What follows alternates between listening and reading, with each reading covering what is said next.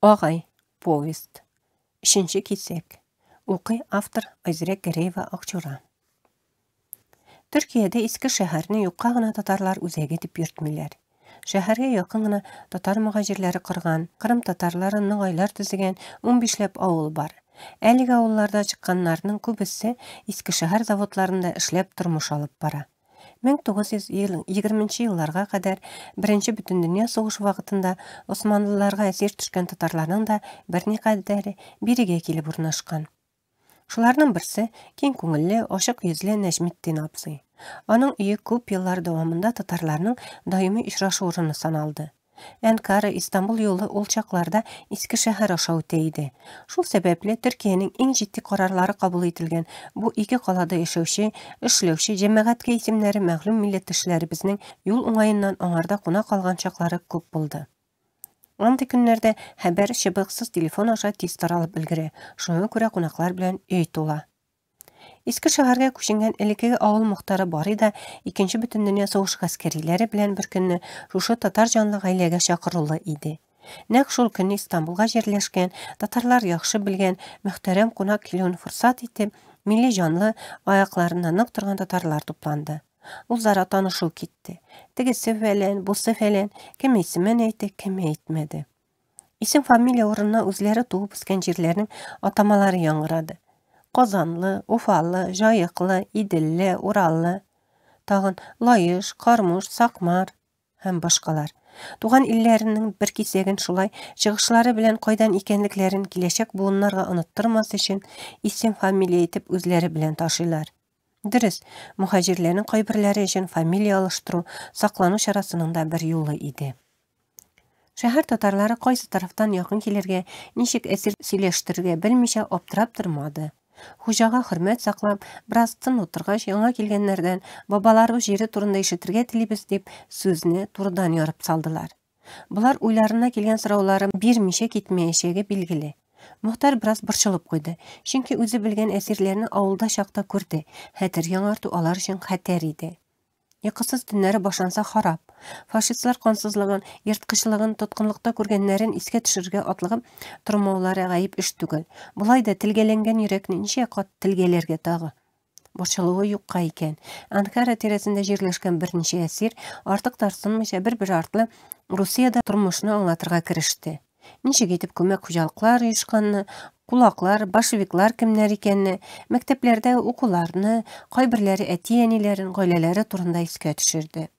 Русиянең сугышка кадәрге вазгыятен ничек бар шулай бәян иттеләр. Арадан берсе аеруча сүзгә маһир булып чыкты. Ялындырып тормады, авыл хәлләрен кинәнеп сөйләде. Башка якларда ничек булгандыр, безнең авылда халык күмәк эшне яратты. Хуҗалык эшен алып барга кирәк ярагын колхозга ташыды. Бигрәк тә сугыш алды елларында күңел күтәрелде. Чөнки иген әйбәт кенә уңды. Сугыш башлангач барысын фронтка җыеп бетергәннәр. Авылда калган кыз туганым язды. Шу безнең авыл артык зур түгел үзе. Бер тарафында әле күле дә бар. Шу бездә халык моны араны саклады, бәлки җитәкчеләр әйбәт булгангадыр, кем белгән. Булган инде хәлләр. Мин әле ул вакытта малай-шалай өлкәннәр сөйләгәнне генә тыңлап йөри торган. Айны мәзин саклаганы турында пыш-пыш килделәр. Аннары аның гаиләсен салым түләтеп иза чиктерделәр. Салым түли алмыйсыз дип ахыр чиктә төрмәгә алып киттеләр. Манара киселмәде, ай калды. Хәзердә торам икән, белмим.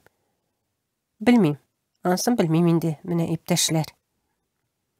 Әсирләр күңелләренә якын, кадерле җирнең табигатен, һавасын, суын, шунда яшәүче якыннарының иң матур сүзләр белән тасвирлады. Алар сөйләгәндә туган илләре дөньядагы иң гүзәл җирләрнең берсе кебек күз алдына килде. Буларны тыңлаганда элгәре килгәннәрнең җирсү хисләре кузгалды, күңелләре тулды. Бары янында утырган, гадәттә елмаеп, күтәренке кәеф белән йөрергә тырышкан Камил авырсылады һәм фашистлар басып кергәч, авылларда бер ират калмады. Яшен картын барысын сугышка алдылар. Әниләр, хатыннар чәчләрен йолкыр чиккә җитте. Авылдан атларга төялеп чыгып киттек. Алар авыл башында елап калды. Балалар миңа калса безнең нигә кая киткән аңламады да. Без аңладык мәллә. Гомерлеккә әтисез калачакларын каян башларына китерсеннәр инде ул сабыйлар. Biz de şul mezgilden cehennem kasabana düşkenini bilmedik, dedi. Ol arada şeyler yasaldı. İpteşinin sözün künden kün meşitlerge yışarak yürü başlagan Zakir devam etti. Biz qomalışta qalğаны sezmedik de. Əsir düşdük. Başta soğuş barğan жерде bir bazğa tutardılar. Aş tuttular. Birem-birem qıynap жазалап сұрау алғаш, yüzlegen çakırımlardağı tutqun lagerlarına qub alıp bardılar. Bik küp idik. Qoy alıp barğanların nişletirge jıyınğanların bilmedik. Açlıqtan, susuzluqtan tamam haldan tayып bittik. Yuralıların kübüsü ahırğa kadar barıp jete almadı. Yol boylarında yatıp kaldı. Yığılgan bir kişini attılar. Benim oyak yaralangan idi. Qon sarqı, qon aqqan sayın hal nıgıra kiti. Tünle qırda qunduk. Jirge yattık. Salqın yağmur yava başladı. Bütünübüz ışma su. Şul jerge jayılgan çıqırlardan yağmur suyu içkeş, jan kirdi kibek. Anda xatınlar da bar idi. Şul avullarda qulga alıngan mı? Bilmeyim anısın. Bir xatın tün ortasında qoşup qına yanıma keldi. Oyak yarasın qoradı. Şis tartgan gibi gitti. İtegin yırtıp peyledi. Şundan qonağı tuqtadı. Ул xатын tünle şulay başka yaralılarını da qoragan. Күрәсең doktor mazar bulgan. Кайбирәүләр tünle qaşırga gitkenler. Ул da şular артыңнан жыйынган. Таң атып келгенде ату тавышы яңгыраганга сискенеп аякка бастык. Ул хатынның тагын берничә солдатның үле гәүдәсе шунда кырда унап калды. Безне кабат куып алып киттеләр. Закирның буларны сөйләгәндә тыны кысылды. Тавышы titrәп чыкты. Аны башка bir әсир дәвам итте. Bizini de şulay quvып yürttiler. Bir urundan bir urunga. Bu yürülerin bir ahırı bulurmu diyeydik. Kütkenimiz kildi. Tağın açlık, tağın jaza. Dirsey deyipteş. Cehennemnin özü küttü bizni. Lagerlarda minglegen esirinin janın algan 41'ning salqın kış ayların başka söz bilen atap tabılmay. 20-25 grad soğukta tışqa çıgarıp bastıralar. Kübü biz yalanayıq. Üste bitkelenip bitken bir qat kiyim. Сәгатьләр дәвамында туң җирдә яланаяк басып торгач, аяклар боз булып ката, хәл китә, туңып йыгыласың. Фашистлар безгә ядрәсе кызганды. Суык, ачлык белән катырдылар. Күзгә күренеп ачык һавада үлгәннәр, котышарлык хәл. Төнлә киткәннәр дә санап битермәле түгел. Иртәннәрен үле янында уянасыңмы, әллә үзеңнең җаның чыгамы, беркем белми. Кышкы салкында каткан җәсәтләр лагерь дивары артында тау-тау өелеп тора иде. Faşistlar soğuş şartlarına göre əsirlərə nindidir çıgım çıgaruny kereksiz sanay. Dünya tarixində muğa kadar görülmegen en kanlı hem korkunç soğuşның birinci yılında hesapsız Sovet askeri əsir düşe. Əsirlərinin sanı umlap yüzlep tugul milyonlar bilen sanala. Aralarında qaysıgına millet balası yok. Üzbek, Kırgız, Kozak, Tajik, Ermen, Tatar, Başkırt, Otmur, Mari. Kim balasıgına yok. Yakınları Sibirge sürülgen, kulaklaştırığa lekken.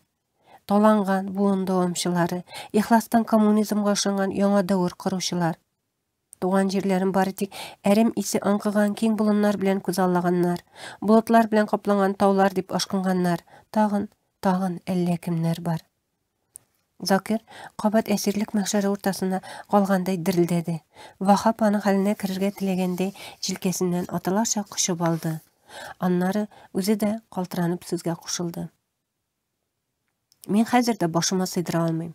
Ник безне хайван дәрәҗәсенә төшерделәр? Йырткычларча җәзаладылар, каныбызны эчтеләр.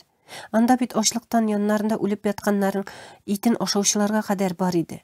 Ул лагерьларда иснәгән мәйет исе хәзердә бурыннан китми. Лагерьдә 80 меңләп битек, ярты елда 3 мең кеше калды. Үлгән кешенең берәр нәрсәсе калса тизрәк алырга тырышалар. Җирәнү яки уңайсызланып торып кебек хисләр күңелгә дә керми, диде ул. Аннар иптәшләренә күз ташлады. Күп сөйләнеп, үзенең дә, аларның да төзелеп бетмәгән яраларын ачарга теләми иде ахыры. Шул дәрәҗәгә төшерделәр. Безнең исән калу бер мугҗиза, кардәшләр. Башка сүз юк. Ярдәм кулы сузган Төркия татарларына рәхмәт яусын. Менә безне авылга алып кайткан, күңелләребезне авыл һавасы белән шифалаган Барыга Аллаһның рәхмәте яусын, дип туктап калды.